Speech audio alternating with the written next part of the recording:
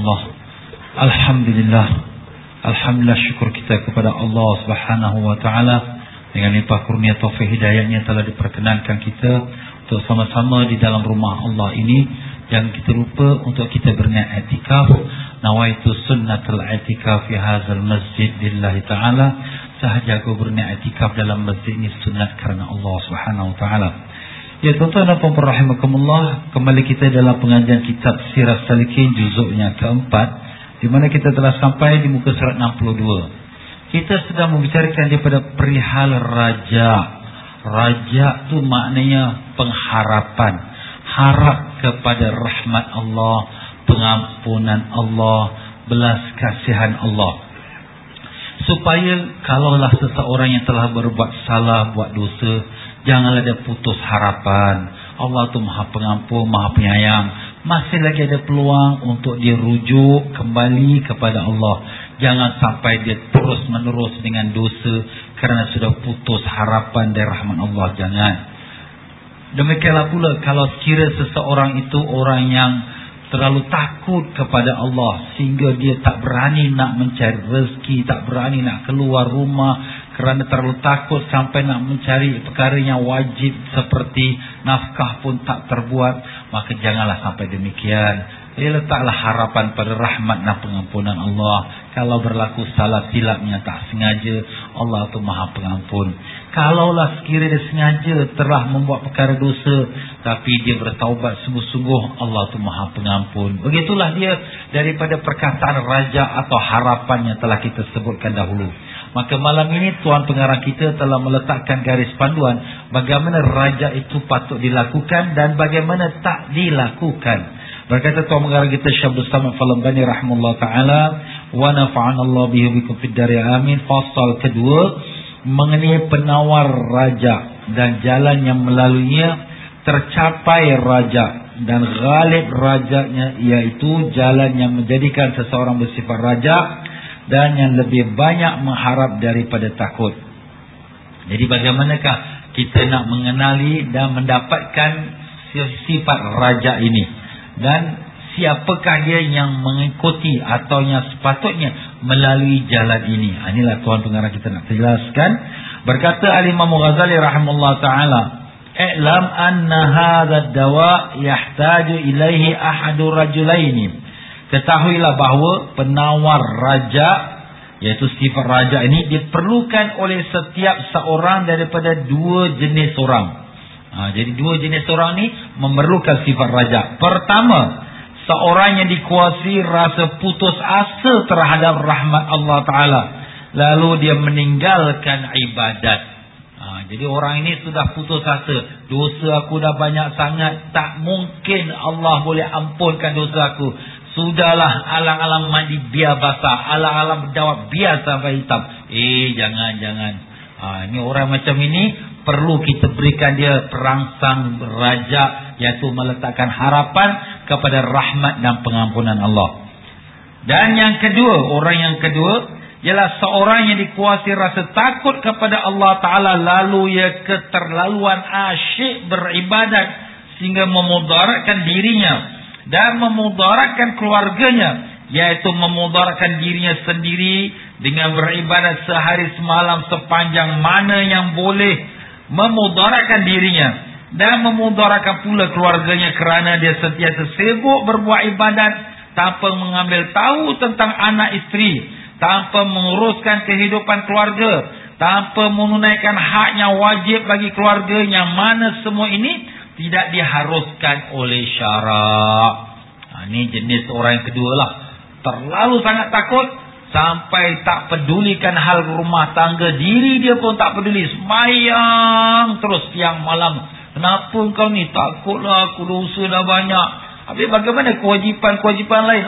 Tak apalah, aku ni dosa banyak, aku nak kena banyak-banyak ibadat. Jadi orang macam ini perlu diberikan obat raja, iaitu pengharapan. Jangan sampai macam tu. Nanti kau susah, sakit. Nanti kalau kau tak ada nafkah, siapa yang nak beri nafkah pada anak isteri? Ini semua perlu diberikan dia sifat raja. Kedua-dua orang ini menyimpang daripada batas pertengahan atau kesederhanaan menjurus kepada dua keterlaluan yang bertentangan. Yang satu, keterlaluan berputus asa hingga meninggalkan amalan ibadat. Dan yang satu lagi, menyakitkan keluarga kerana keterlaluan melakukan ibadat hingga tidak bermalam bersama isteri dan tidak berusaha untuk kehidupan keluarga yang wajib diberikan nafkahnya. Itulah dia tuan-tuan ya. Dua-dua ni salah, tak boleh. Yang ni keterlaluan dia tu tak mau ibadat, putus asa. Yang satu keterlaluan ibadat pula sampai mengabaikan kewajipan yang lain. Kedua-dua orang ini memerlukan kepada rawatan untuk mengembalikan mereka kepada sifat raja, iaitu sifat mengharap pada Allah yang sederhana dan bersifat raja yang lebih banyak rajaknya daripada khaufnya, pada takutnya. Jadi yang pertama tu, iaitu yang putus asa, kita bawa dia kepada sifat raja yang sederhana. Kenapa sederhana? Kalau keterlaluan nanti dia pun malas ibadat. Tak apa, Allah Maha Pengampun, Maha Penyayang. Susah juga macam tu. Kalau sekiranya sangat takut tu, kita bawakan dia sifat raja, sifat harap. Dia sifat harap dia tu lebihkan daripada sifat takut. Sebab dia ni sudah keterlaluan takut sampai kewajipan yang lain pun diabaikan. Jadi begitulah. Tengok keadaan. Ya, jadi kita dapat pertimbangkan setiap individu berbeza cara bagaimana kita mendekati mereka dengan penawar sifat raja.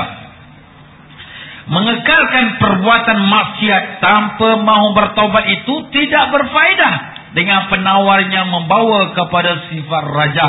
Kerana harapan kepada syurga atau terlepas daripada api neraka di samping mengekalkan perbuatan maksiat itu adalah sia-sia sahaja, tidak berfaedah. Bahkan kadang-kadang mendatangkan mudarat kepada raja, iaitu harapan itu. Jadi kalau kira memang orang ni orang yang malas ibadat, bahkan dia tu tak apa, Allah Maha Pengampun, nanti dia bagi ke syurga, dia akan ampunkan dosa-dosaku. Orang macam ini kalau kita tambahkan lagi sifat raja, jadi bahaya dia. Kenapa? Makin lagi dia tidak mau amal ibadat, sebab harapan dia lebih tinggi lagi kepada Allah. Jadi bagaimana yang minggu lepas kita ada bicarakan, kalau kita benar-benar yakin dan harap Allah akan ampunkan kita, Allah ampunkan. Kalau kita benar-benar yakin dan harap Allah akan lepaskan kita dari azab neraka, Allah akan lepaskan.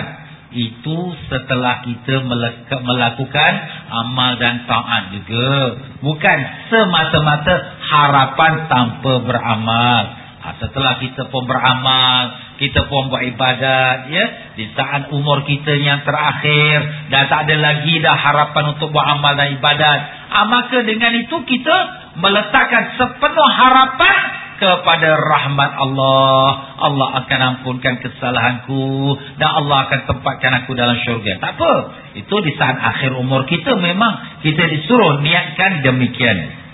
Ya, kenapa kita kata kalau orang yang sudah leka dan lalai ini, kalau kita tambahkan dengan raja akan membawa mudarat, seperti apa yang telah disebutkan oleh Imam Ghazali rahimahullah ta'ala, amma man ghalabat alihil amani fa asbabur raja sammun qatilun fi haqqi. Adapun orang yang dikuasai perasaan sentiasa angan-angan, ini ada sedikit pembetulan, ya. Adapun orang yang dikuasai perasaan sentiasa angan-angan, angan-angan kepada Allah. Perkataan takut siksa tu kita tukarkan dia, ya. Ini tersilap cetak lah, ya. Adapun orang yang dikuasai perasaan sentiasa angan-angan kepada Allah, sedangkan dia tetap melakukan maksiat, maka sebab keinginan mengharapkan syurga itu merupakan racun pembunuh yang sebenarnya. Dia adalah orang maksiat, letak pula angan-angan, tak apalah, nanti Allah bagi aku syurga, Allah akan selamatkan aku dari azab neraka. Jadi angan-angan, harapan raja itu sebenarnya menjadi racun yang membunuh. Kenapa? Lagi rosaklah dia, lagi maksiatlah dia, kerana dia telah meletakkan harapan terlalu tinggi kepada Allah, sedang diri dia tu dalam derhaka kepada Allah. Itu tuan-tuan tengoklah keadaan dia. Kita nak menasihatkan adik-beradik, keluarga ataupun sahabat-sahabat, tengok orang tu macam mana ya. Ianya seperti madu yang mengandungi penawar yang menyembuhkan orang yang menderita sakit sejuk.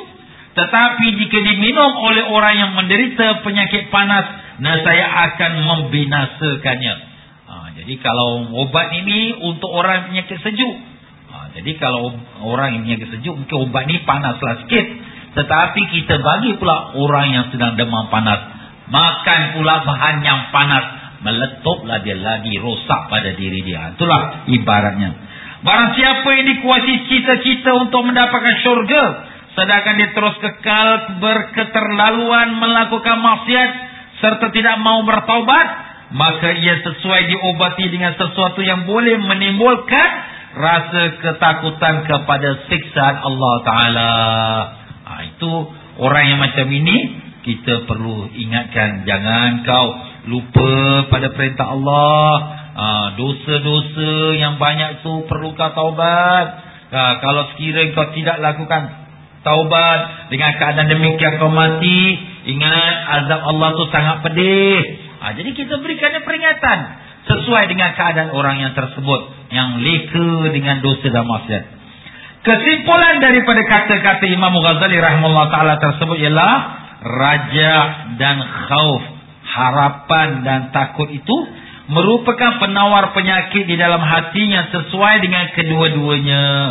Barang siapa dikuasai rasa putus asa terhadap rahmat Allah Ta'ala sehingga meninggalkan amal ibadat atau sangat takut kepada siksaan Allah Ta'ala, lalu ia bersungguh-sungguh melakukan ibadat sehingga memudaratkan diri sendiri atau memudaratkan keluarganya, maka pada ketika itu ia memerlukan sesuatu yang mendorongnya bersifat dengan raja, iaitu harapan. Obat yang mendorong bersifat raja itu ialah memikirkan segala nikmat yang dikurniakan oleh Allah Ta'ala kepadanya. Seperti Allah Ta'ala memberinya kesihatan tubuh badan dan segala anggotanya. Memikirkan pula tentang kebangkitan Rasulullah Sallallahu Alaihi Wasallam dan seluruh masyayikh yang membawa hidayat kepadanya. Dan memikirkan tentang kejadian segala makanan, minuman dan obat-obatan yang bermanfaat untuknya. Dengan demikian, ia akan bersifat dengan raja. Jadi begitulah dia tuan-tuan. Maknanya orang yang sudah keterlaluan dosa dan maksiat, dan kemudian dia sudah putus harapan dari rahmat Allah, kita bagi dia dorongan untuk dapatkan sifat harap raja. Dan yang terlalu sangat takut, kita berikan juga dia dorongan dengan rasa sifat harap. Tapi macam mana dorongan itu? Kita kenalkan dia kepada keindahan Allah, Maha Pengampun, Maha Pemurah, Maha Penyayang. Allah Ta'ala sayang kita, diberi kita tubuh badan yang lengkap. Allah Ta'ala beri kita makan, minum. Allah Ta'ala beri kita nikmat, dapat mata melihat, telinga mendengar. Allah ni pemurah. Walaupun kau tengok kau dah buat dosa maksiat pun masih diberikan kau dapat melihat, dapat berbicara, dapat mendengar. Allah ni sayang. Dia bagi kau tu supaya kau insaf. Janganlah kau terlalu sangat lagi dengan perbuatan dosa dan maksiat. Jadi kita berikan dia semangat, mengenalkan dia kepada nikmat-nikmat yang Allah beri pada kita. Jadi apabila kita mendengarkan nikmat Allah, kita mengenal kemurahan Allah dan kelembutan Allah. Dan di antara dorongan itu lagi ialah sebagaimana yang Allah SWT firmankan, a'udzubillahi minasyaitonir rajim, qul ya ibadiyalladzina asrafu ala anfusihim la taqnatu min rahmatillah innallaha yaghfirudz dzunuba jami'a. Katakanlah wahai Muhammad sallallahu alaihi wasallam bahwa Allah Ta'ala berfirman kepada hambanya, wahai sekalian hambaku yang keterlaluan diri mereka melakukan maksiat, janganlah kamu berputus asa daripada mengharapkan rahmat Allah Ta'ala. Sesungguhnya Allah Ta'ala mengampunkan dosa-dosa semuanya, iaitulah dosa-dosa kamu apabila kamu bertaubat daripadanya. Daripada ayat ini sebenarnya sudah merangkumi semua jenis dosa. Allah tu Maha Pengampun. Janganlah kamu sedih, janganlah kamu bimbang, janganlah kamu putus asa. Jadi ayat ini sebenarnya turun dalam beberapa asbabun nuzul. Sebab-sebab turun ayat ini ada kisahnya, iaitu Wahsy, seorang yang telah membunuh Sayyidina Hamzah bin Abdul Muttalib radhiyallahu anhu, bapa saudara Nabi sallallahu alaihi wasallam. Jadi apabila Nabi sallallahu alaihi wasallam sudah menakluki kota Mekah, maka Wahsy ini rasa takut nak jumpa Nabi sallallahu alaihi wasallam, sebab dia telah bunuh orang yang Nabi sayang, pakcik Nabi sendiri. Dan dia pun rasa dosa dia terlalu besar. Tak mungkin Allah Ta'ala akan ampunkan dosa yang begitu besar, telah bunuh seorang Asadullah wa Asad Rasul, singa Allah, kekasih Allah, iaitu Sayyidina Hamzah bin Abdul Muttalib. Jadi bila para sahabat ni datangkan cerita Wahsy ni kepada Nabi sallallahu alaihi wasallam, jadi Nabi sallallahu alaihi wasallam pun didatangi wahyu. Allah Ta'ala turunkan wahyu ni, beritahu kepada hamba-hambaku, janganlah kamu putus asa daripada rahmat Allah. Allah ampunkan semua dosa, semua. Tak kira kecil, tak kira besar, tak kira macam mana besar pun, Allah ampunkan dosanya. Jadi dari sinilah barulah terbuka hati Wahsy untuk dia pun memeluk agama Islam. Barulah dia rasa senang sikit. Ini pun sesuai untuk mereka yang sudah putus harapan. Dia dosa memang dah banyak, dah orang kata dah tenggelam dalam dosa maksiat, tetapi kita bagi dia harapan. Jangan kau putus asa. Allah ini Maha Pengampun. Dia ampunkan macam mana baik dosa pun Allah ampunkan. Itulah dia tuan-tuan. Demikian juga firman Allah Ta'ala, wal malaikatu yusabbihuna bihamdi rabbihim wa yastaghfiruna liman fil ard. Dan para malaikat mengucap tasbih, memuji Tuhan mereka dan beristighfar, memohon keampunan untuk orang-orang di bumi. Jadi para malaikat ni pun mohonkan istighfar. Ya Allah, ampunkanlah hamba-hamba yang di bumi ini. Tapi ialah orang yang dapat pengampunan tu siapa dia? Orang kaum muslimin lah, ya. Sebab orang-orang kafirin sememangnya dosa yang paling besar sekali ialah kufur kepada Allah, itu yang paling besar. Dan dosa kufur ini tidak akan terampun melainkan kalau dia mengucap dan dia beriman kembali pada Allah. Tapi selain pada kufur, Allah ampunkan siapa yang Allah kehendaki, apa pun dosanya. Sebab itu dalam ayat yang lain Allah firmankan, innallaha la yaghfiru an yushraka bih wa yaghfiru ma duna zalika liman yasha. Allah tidak ampunkan dosa orang yang syirik kepada Allah, yang menyekutukan Allah. Tapi selain dari dosa syirik, Allah ampunkan siapa saja Allah kehendaki. Habis ustaz, dia zina, dia arak, dia judi, semayang, tidak apa tidak, selagi dia tidak syirik kepada Allah, kalau Allah nak ampunkan, itu hak Allah. Tak ada orang boleh kata, hei Tuhan, kenapa kau ampunkan dia tak semayang, dia tak kuasa. Tak ada orang boleh persoalkan. Sebab itu hak Allah. Allah punya kuasa. Dia nak buat apa, itu hak dia. Selain daripada syirik. Kalau syirik, Allah tidak ampunkan lagi pada orang tersebut.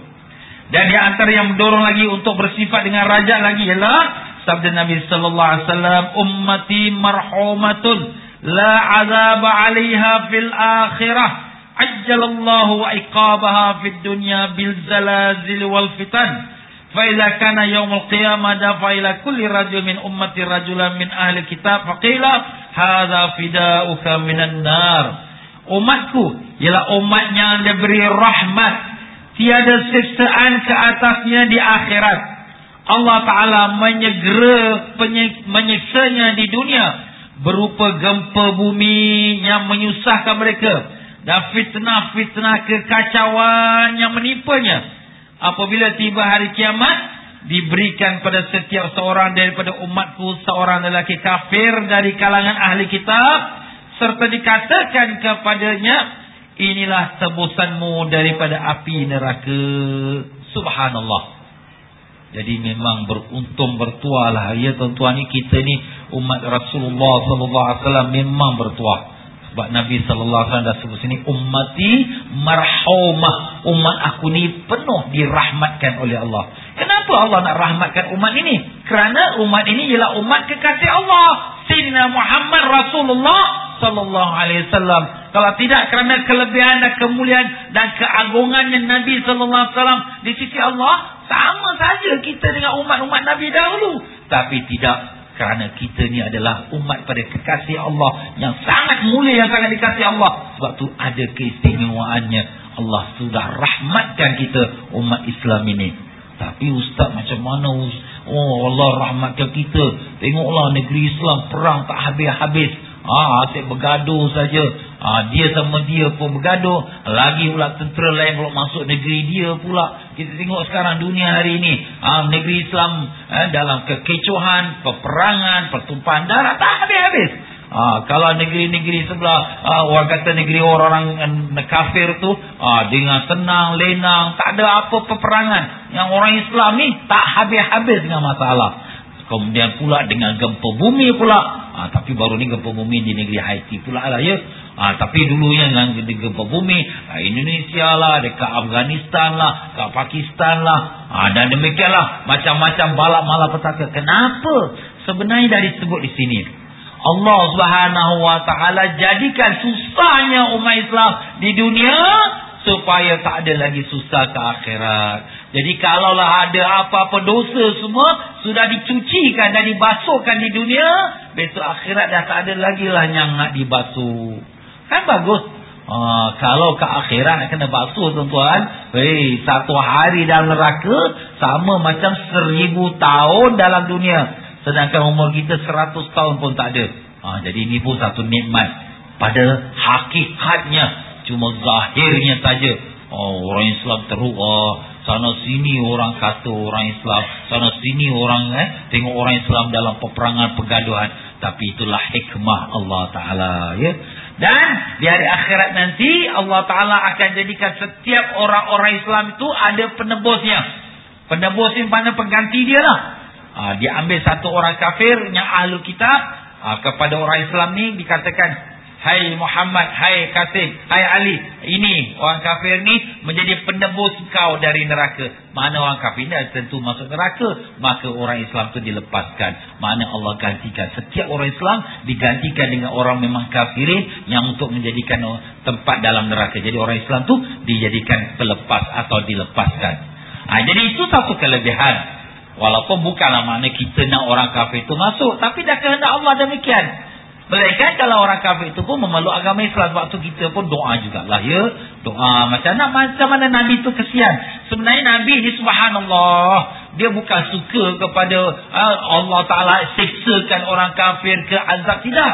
Bahkan kita lihat dalam sejarah Nabi Sallallahu Alaihi Wasallam bahawa orang kafir yang melontar batu, yang mendarahkan, mengalirkan darah pada tubuh badan Nabi. Tapi apa yang Nabi doakan? Allahumma hdi qaumi fa innahum la ya'lamun. Ya Allah, berilah hidayat pada kaumku kerana mereka tak tahu. Bukan Nabi kata, mampulah diorang nanti mati masuk neraka. Tak ada. Lain kita pula, setengah kita, biarkan padan muka dia. Orang kafir ni mati masuk neraka. Jangan. Kita doakan kalau dia dapat hidayat lagi bagus. Lagi ramai lagi saudara-saudara kita. Itu sepatutnya kita lakukan. Dan lagi sabda Nabi sallallahu alaihi wasallam, al-humma min fayhi jahannam wa yahzul mu'min minan nar. Demam itu daripada panas api neraka Jahannam, dan ia daripada api neraka yang disegerakan oleh Allah Ta'ala di dunia. Bila kita kena demam, panas. Panas badan kau ni. Sebenarnya demam untuk orang mukmin ada dia punya baiknya. Kenapa? Sebab Nabi dah sebut tadi, demam tu panas. Panas tu daripada bahang neraka. Jadi Allah sudah cepatkan dia punya azab bahang neraka akhirat tu, dan dicepatkan kat dunia. Macam mana cepat kat dunia? Tu dia kena demam tu. Jadi bila dah kena kat dunia, tak ada lagi lah ke akhirat. Dah habis lah. Sebab sudah dibalas kat dunia. Subhanallah. Sebab tu kalau kita lihat para wali-wali ni, dia ni kalau sekiranya tak kena sakit, dia susah hati pula. Kalau tak kena sakit, dia susah hati. Kenapa? Sebab dia rasa takut. Besok akhirat nanti lagi banyak pula dosa dia nanti nak kena siksa pula. Jadi kalau kena sakit tu, mudah-mudahan dengan sakit Allah hapuskan dosa aku. Sebab tu kita ni kalau kita kena sakit, jangan kita marah. Patut syukur pada Allah. Mudah-mudahan dengan sakit aku ni Allah ampunkan dosa aku. Memang tujuannya pun macam tu juga. Contohnya hadis ni. Panas itu, demam tu panas daripada bahang neraka. Allah cepatkan kat dunia untuk orang mukmin, supaya tidak lagi kena di akhirat. Dan lagi sabda Nabi sallallahu alaihi wasallam, hayati khairul lakum wa mauti khairul lakum. Amma hayati fa usinnu lakumus sunan wasyara'i wa amma mauti fa inna a'malakum tu'radu alayya fama ra'aitu minha hasanatin hamidtullaha alaihi wa ma ra'aitu minha sayyi'atin istaghfartullaha ta'ala lakum. Hidupku baik untuk kamu dan matiku juga baik untuk kamu. Subhanallah. Hidup Nabi baik, mati Nabi pun baik untuk kita. Macam mana? Adapun hidupku baik untuk kamu itu ialah aku ajari kamu jalan berbuat ibadat dan aku terangkan kepada kamu segala amalan syariat. Itu sewaktu Nabi hidup lah. Nabi mengajar dan membimbing kita. Adapun matiku baik untuk kamu iaitu ialah segala amalan kamu dibentangkan kepadaku. Mana-mana kebaikan yang aku lihat padanya, aku mengucapkan Alhamdulillah ke atasnya. Dan mana-mana keburukan yang aku lihat padanya, aku beristighfar, memohon supaya diampunkannya oleh Allah Ta'ala. Jadi Nabi SAW ni tak habis. Hubungan Nabi dengan kita umatnya tak habis dengan wafat Nabi SAW. Tidak.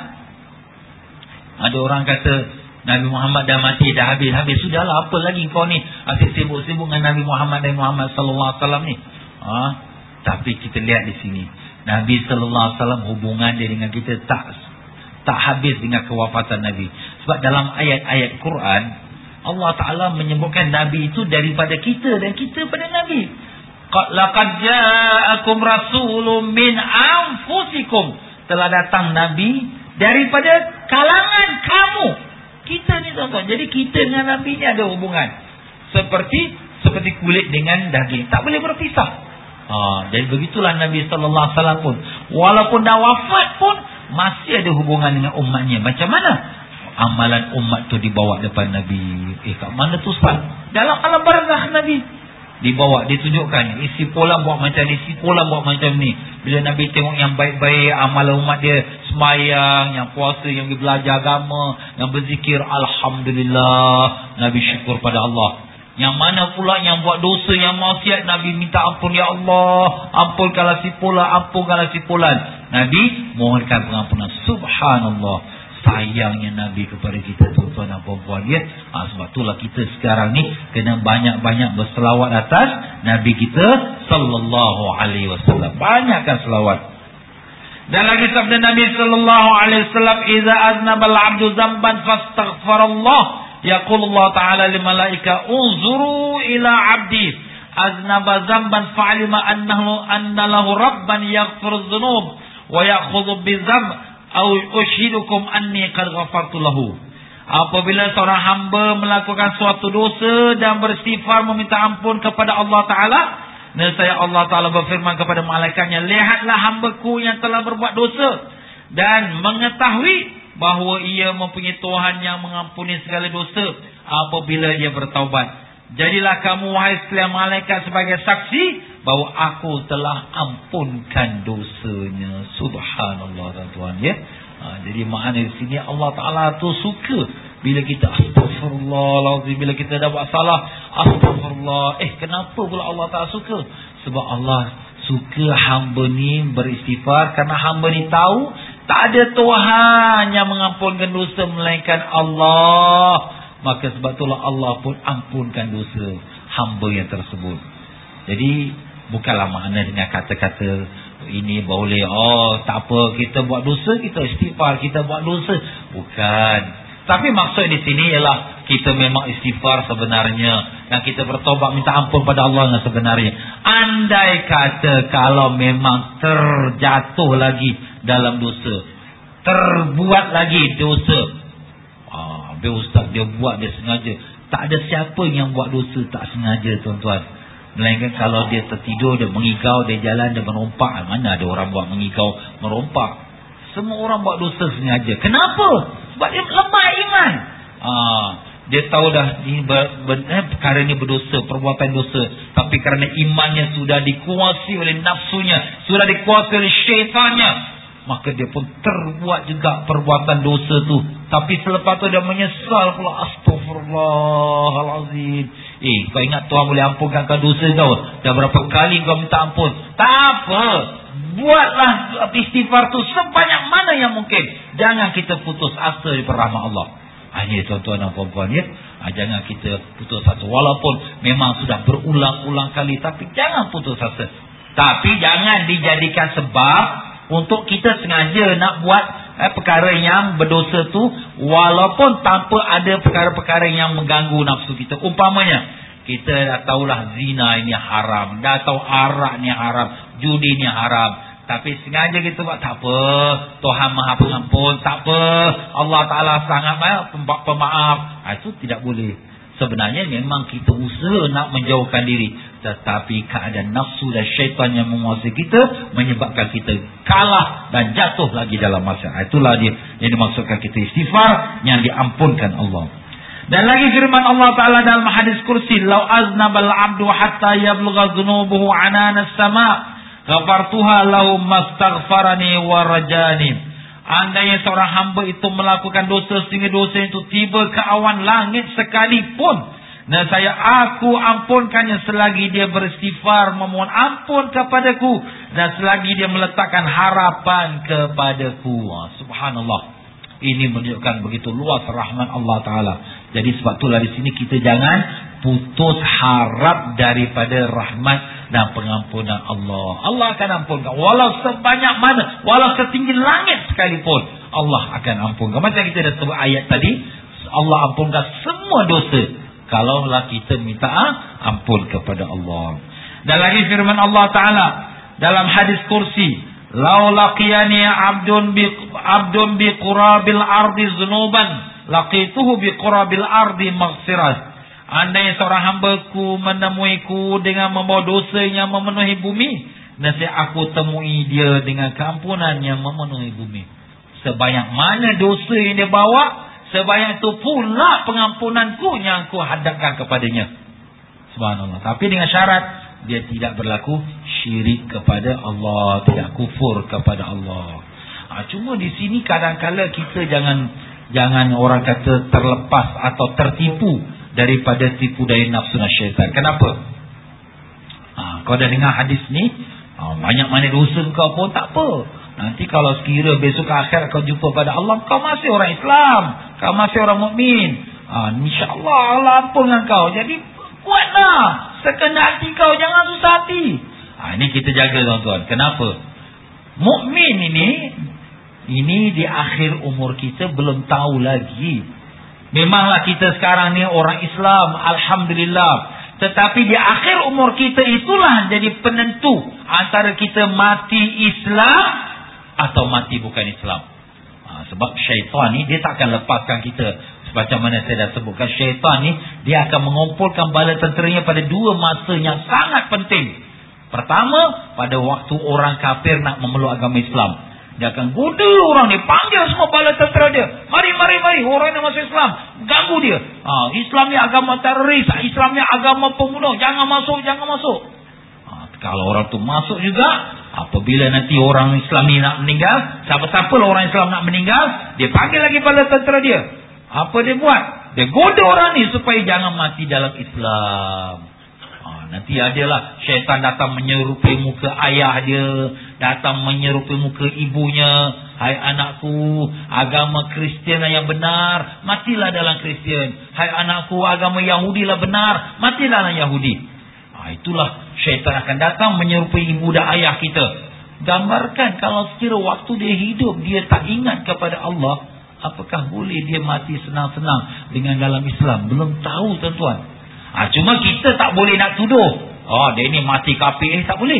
Kita tak tahu, tu antara dia dengan Allah, itu urusan dia dengan Allah. Cuma nak kita maklumkan di sini, bukan semudahnya juga kalau mati dalam Islam tu, tak semudah. Jadi kalau begitu tuan-tuan, perlulah kita juga berwaspada, janganlah sampai aku ni mati luar pada Islam. Jadi nak kena betulkan amalan kita dari hidup sekarang ni, kita kena perbetulkan arah tuju kita, ibadah-ibadah kita. Walaupun kita tahu Allah tu Maha Pengampun, Maha Penyayang, dan memang kita letakkan harapan sepenuhnya pada rahmat dan pengampunan Allah, di samping kita juga mentaati perintah Allah. Begitu tu. Dan lagi sabda Nabi sallallahu alaihi wasallam, satunya malaikat mengangkat kalam daripada seorang hamba selama 6 jam apabila dia melakukan dosa. Jika dia bertaubat dan beristighfar meminta ampun kepada Allah Taala, nescaya tidak dituliskan dosanya itu. Jika tidak, nescaya dituliskan dosanya dengan suatu kejahatan. Di dalam lafaz yang lain, apabila telah ditulisnya dengan satu keburukan dan hamba itu melakukan suatu kebaikan pula, maka malaikat yang di sebelah kanan berkata kepada malaikat di sebelah kiri, gugurkan dosanya itu daripada catatannya, agar aku menggugurkan satu daripada kebaikannya yang diganda 10 dan mengangkatkan untuknya 9 kebaikan sahaja. Lalu digugurkanlah dosanya itu daripada buku catatan amalannya. Subhanallah. Ini kita lihat Allah SWT cukup belas kasihan pada kita.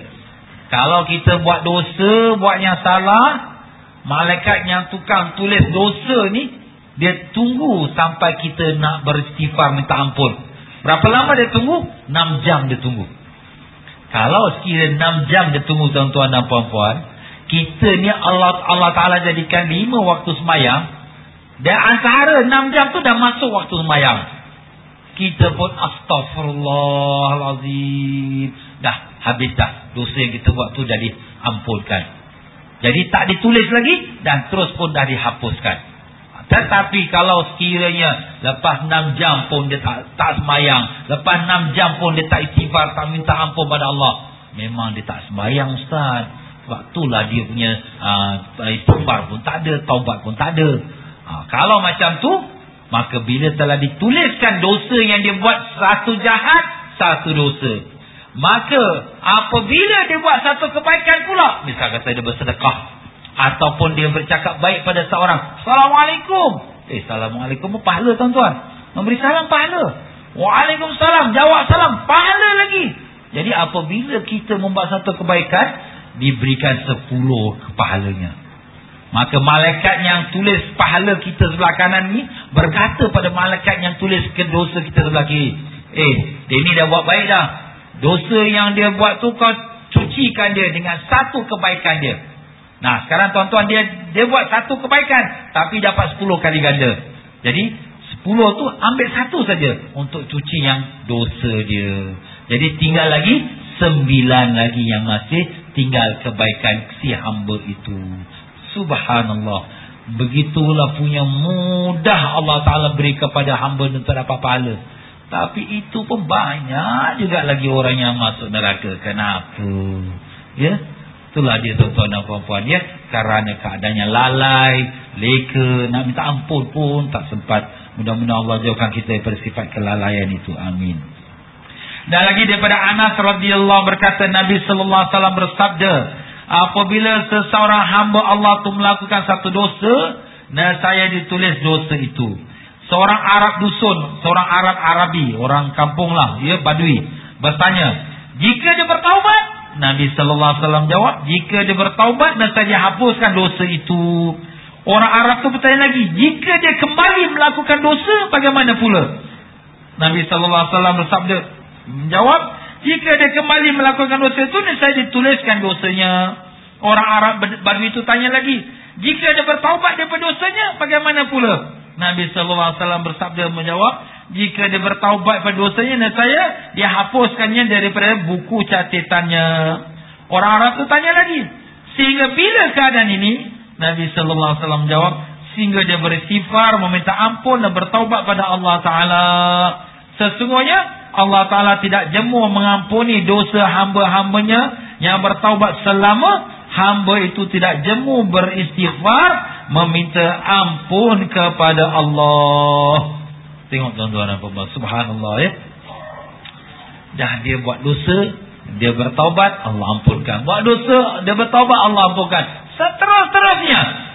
Sampailah bila-bila, selagi dia nak minta ampun, selagi itulah Allah akan ampunkan dia. Tapi dah saya katakan tadilah, maknanya bukanlah dia minta ampun tu untuk nak mudahkan dia buat dosa, tidak. Tak apa, Allah Maha Pengampun, kita buat, tak apa. Sekarang kita perkara dosa kita buat, lepas tu kita tobatlah pada Allah, Allah Maha Pengampun. Tidak begitu. Tapi ini memang dia nak jaga tetapi terjatuh. Nak jaga, dia terjatuh. Dan ini pula, kalaulah ada orang yang beranggapan tak apalah, kita nanti minta ampun pada Allah, Allah Maha Pengampun. Soalannya, boleh tak kita menjamin diri kita untuk sempat minta ampun sebelum kita mati? Kalaulah kiranya sekarang dia tengah senang-senang di karaoke, di night club dengan wanita-wanita yang bukan mahramnya, tak apalah, lepas ni aku nak pergi masjid nak minta ampun pada Allah. Belum sempat keluar night club dah meninggal, macam mana? Dia kena fikir macam tu pula. Selalu dia kena beringat-ingat, aku ni buat dosa. Kalau aku mati tengah-tengah buat dosa, macam mana? Belum sempat nak istighfar, belum sempat nak bertaubat. Jadi bagi orang mukmin, dia tidak akan menjadikan alasan Allah tu Maha Pengampun dan Penyayang untuk dia bersenang-senang dengan dosa. Tidak. Tetapi oleh kerana lemah iman, kadang terjatuh. Bila terjatuh, cepat-cepat dia istighfar minta ampun. Besok pula lemah lagi iman, terjatuh. Malam ni dah menangis dah minta ampun pada Allah. Besok pula jalan-jalan tergoda lagi, jatuh lagi. Maka cepat pula dia minta ampun. Begitulah maksud dari hadis tersebut. Jangan sampai hadis itu dijadikan sebab dan alasan untuk bersenang-senang dengan dosa dan maksiat. Apabila seorang hamba itu berminat untuk melakukan sesuatu kebaikan, dan malaikat menuliskan kebaikan itu sebelum dibuatnya. Jika ia melakukan, dan saya dituliskan 10 kebaikan. Kemudian Allah Ta'ala menggandakannya hingga menjadi 700 kebaikan. Subhanallah tuan-tuan. Kita buat satu kebaikan, satu pahala kita buat. Kita sedekah satu orang $1. Kemudian Allah Ta'ala, maafkan, sebelum kita sedekah, kita nampak orang miskin tu, dalam hati kita kata, kesian miskin, aku nak sedekah lah dengan dia. Dah ditulis dah pahala sedekah. Perbuatan belum lagi, tapi kerana niat nak buat baik, sudah dapat pahala sedekah. Bila kita sedekah, ditulis pula 10 kali ganda. Ini kelebihan amalan tuan-tuan. Kalau kita niat buat baik, dapatlah pahala 1. Tapi bila kita buat baik, digandakan 10. Dan kemudian Allah gandakan lagi sampai sebanyak mana yang Allah kehendaki. Sampai 600, 700, 1000, itu terserah pada Allah. Itu satu kebaikan. Tetapi apabila seorang hamba itu berminat untuk melakukan sesuatu dosa, dan malaikat di sebelah kiri tidak mencatatkannya. Jika ia melakukannya, dicatatkannya satu dosa sahaja.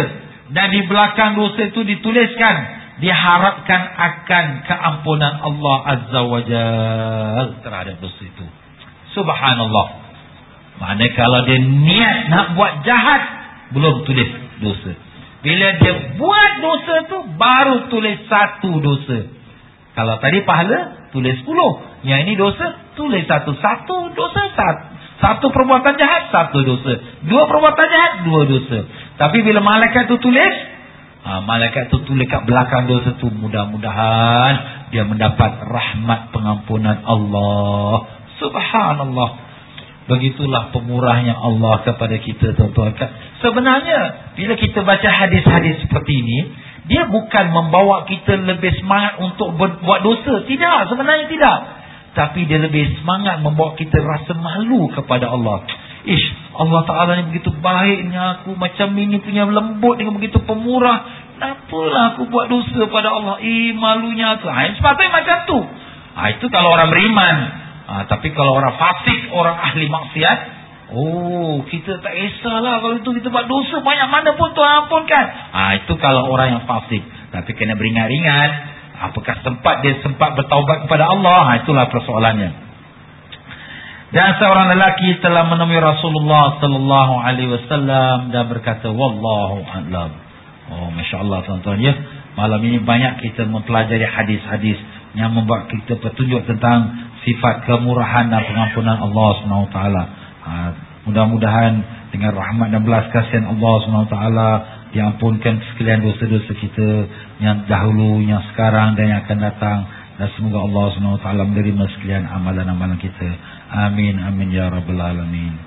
Tuan-tuan dan puan-puan ya, kalau sekiranya sesiapa yang berminat untuk nak mengikuti seminar yang telah